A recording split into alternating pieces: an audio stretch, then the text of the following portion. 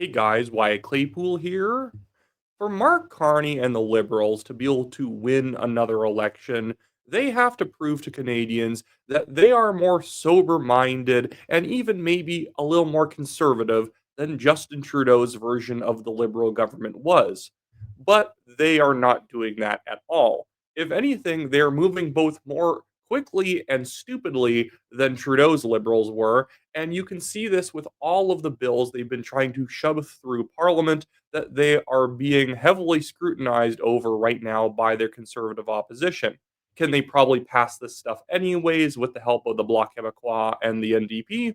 Sure, but public perception really does matter. And when the Liberals are just jamming through two different censorship laws that they cannot defend, that's not going to do very well when Canadians put a ballot in a ballot box next time around, whether that's next spring or in 3 more years. But, anyways, before we get into it, guys, I just want to remind you that if you like the show, make sure to leave a like on this video, subscribe if you're not yet a subscriber, and if you are a subscriber, hit the notification bell next to you, next to the subscribe button. And then, of course, leave a comment on what you think about all this. And before I get into the real story, I do want to highlight this post from the National Roast on X because I found it quite funny. And he says, I don't know about y'all, but I'm ready to go for Halloween, and he has made me into a spirit Halloween costume. Wyatt Claypool here includes hair, glasses, and the shirt.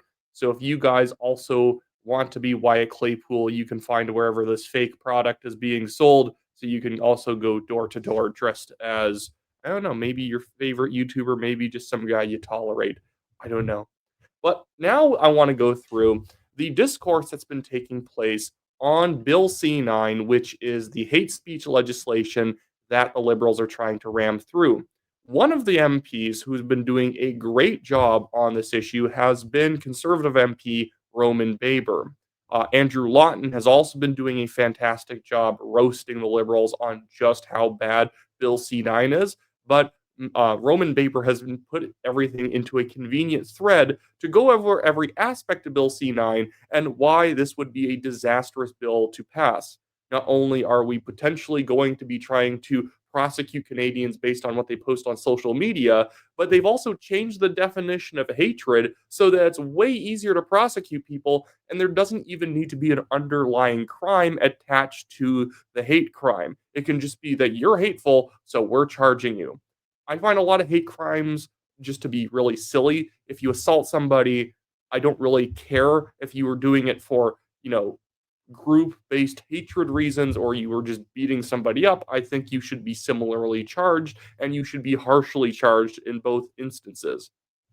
Anyways, so let's go through this thread by Roman Baber because he does a very good job taking down just how terrible this legislation is.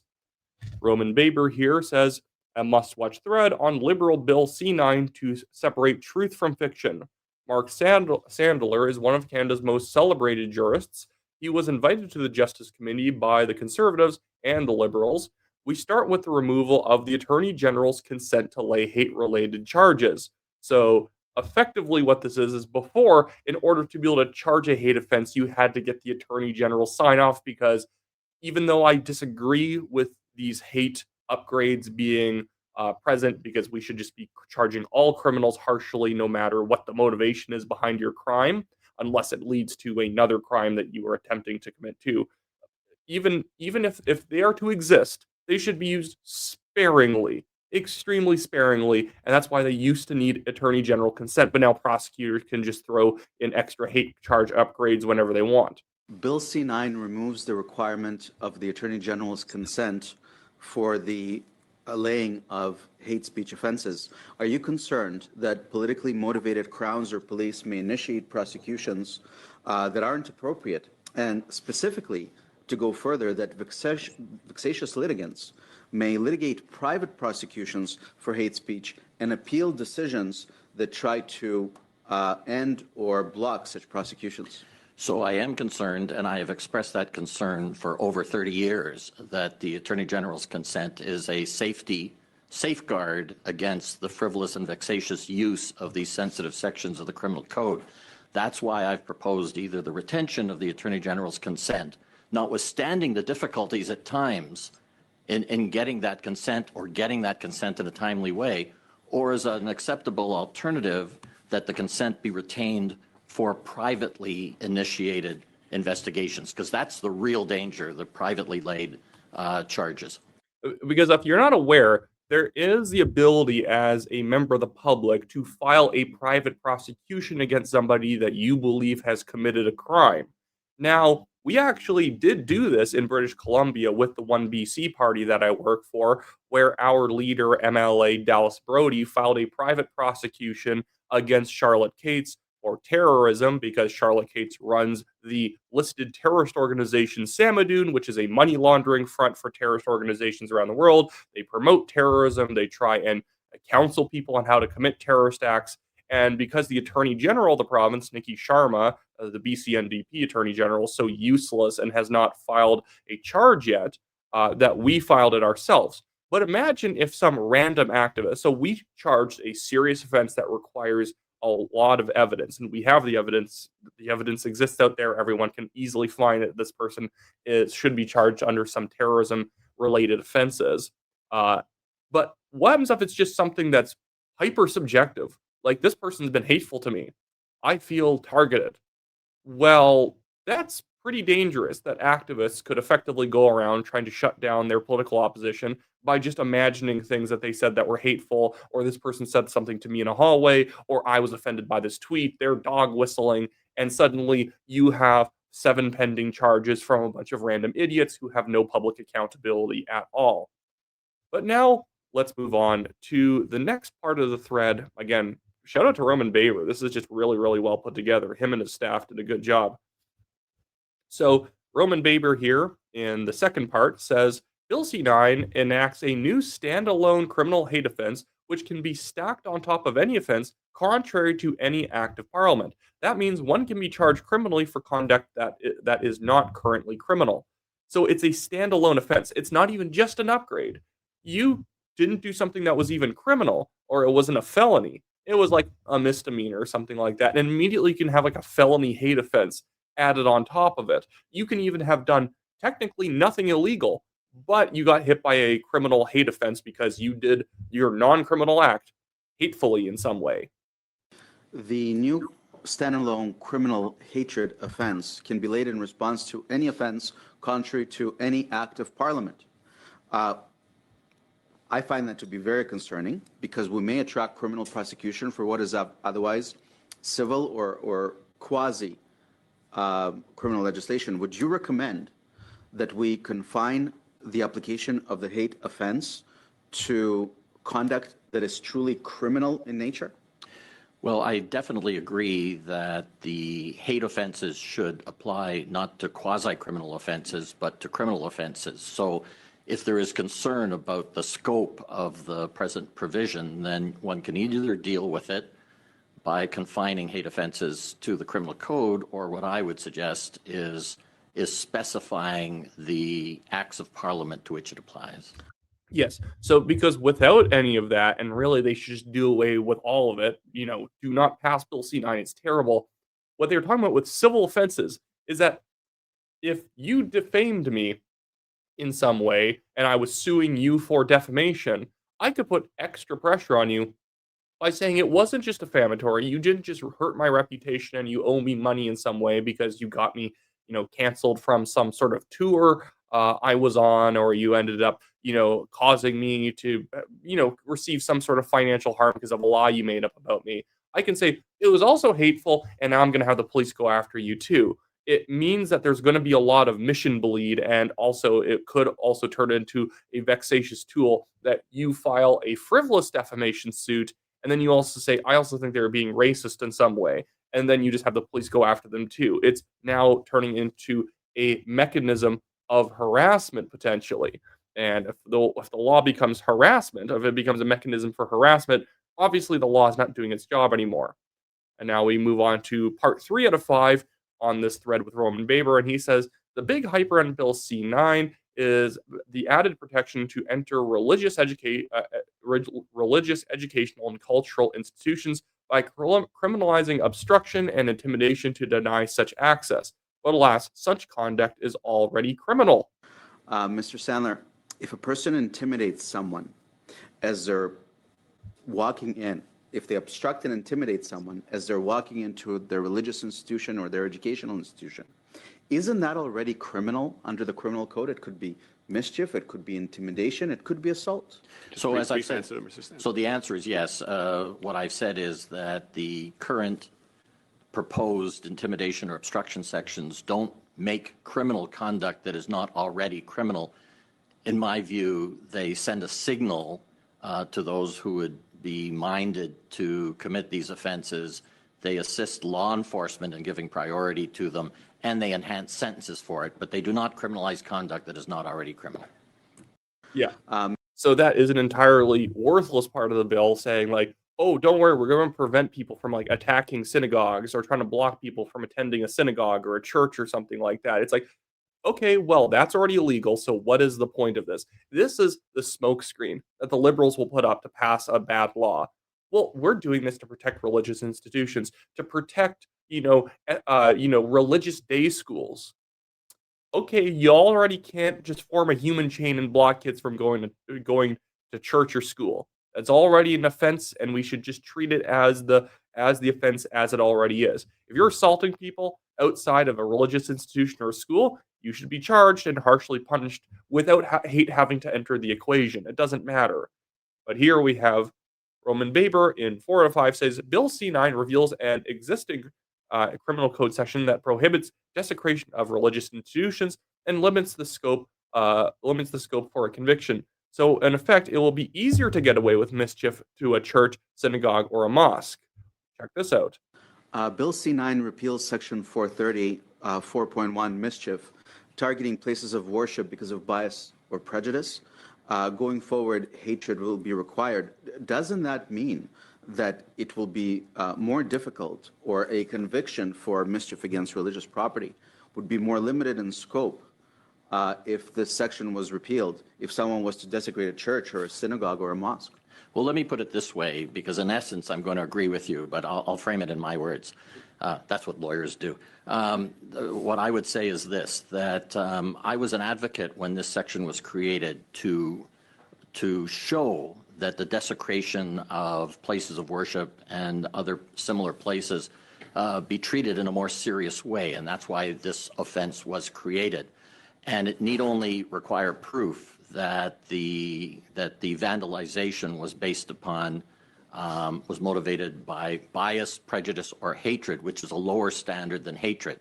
I understand the use of hatred alone for direct offenses involving speech, but for the vandalism of religious institutions and the like, for me, this section should be retained as is.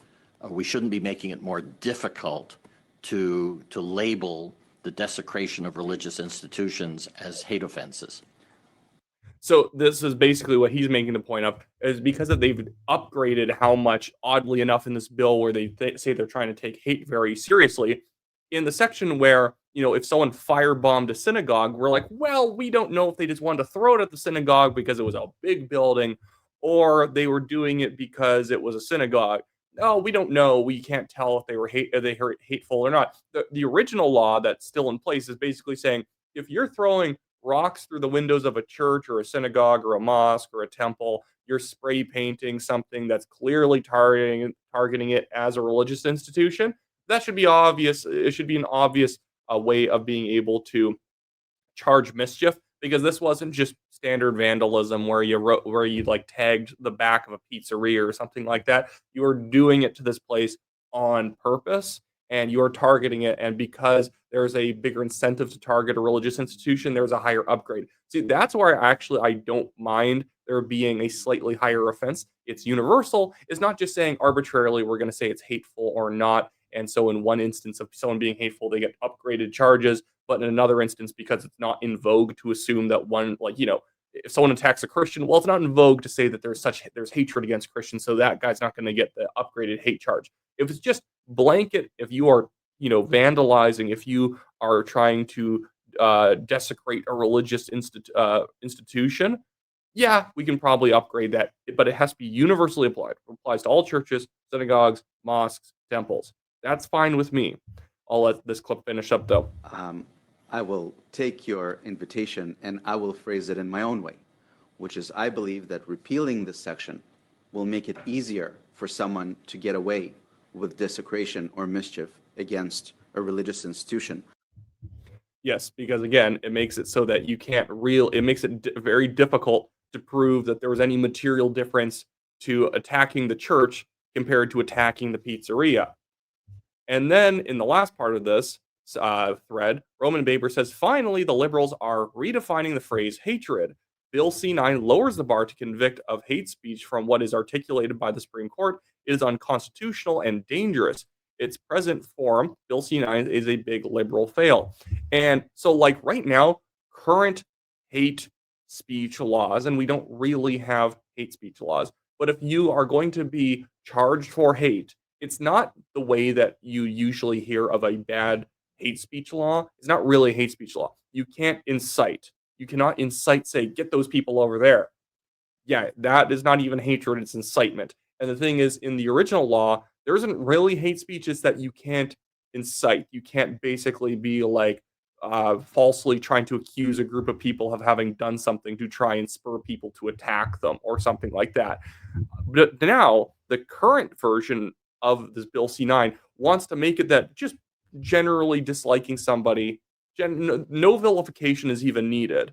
Just generally disliking somebody or a group, which, that's wrong. That's wrong, but you're allowed to dislike people.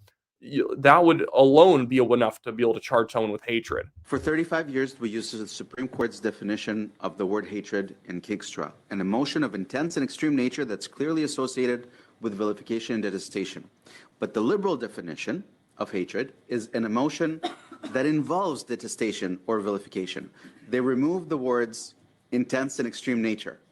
And instead of being clearly associated with vilification and detestation, they just want an emotion that involves them. Am I wrong to think that the liberal definition of hatred prescribes a significantly lower bar to convict of hate speech? You're not wrong in the sense that I wholly support the use of the precise language that the Supreme Court of Canada used in Keekstra to define hatred, because I am concerned that the definition that currently exists arguably does lower that standard, particularly in the use of detestation or vilification as opposed to detestation and vilification, and some of the other points that you've made. I do not want any excuse for a challenge to the existing hate propaganda sections of the criminal code based upon a perceived difference in the standard set for hatred. And you've heard some of the other witnesses today articulating a concern that the proposed definition is unconstitutional. Well, my point is that the Supreme Court of Canada upheld the hate propaganda section of the criminal code on the basis that it set a standard for willful, it set a standard for promotion, it set a standard for hatred. And that's what made the section constitutional. So I do not want to interfere in the slightest with the standards that the Supreme Court of Canada set, which was the basis for its determination that the legislation is constitutional. Yeah, so when they're talking about hate propaganda too, this is a very specific type of thing to charge for. This isn't someone just saying something rude on the internet, which that's what the conservatives are going after right now, that you should not be criminalizing people for putting out mean tweets or even hateful tweets. It's a tweet. Unless the person is inciting violence, saying that people go down and firebomb this place, you shouldn't be able to be charged for just saying stupid things on the internet. The hate propaganda legislation is the idea that you couldn't put up World War II style Nazi, basically like hatred posters against Jewish people. You can't do that against any group. Like if somebody was going around saying, for true reconciliation, burn down a church.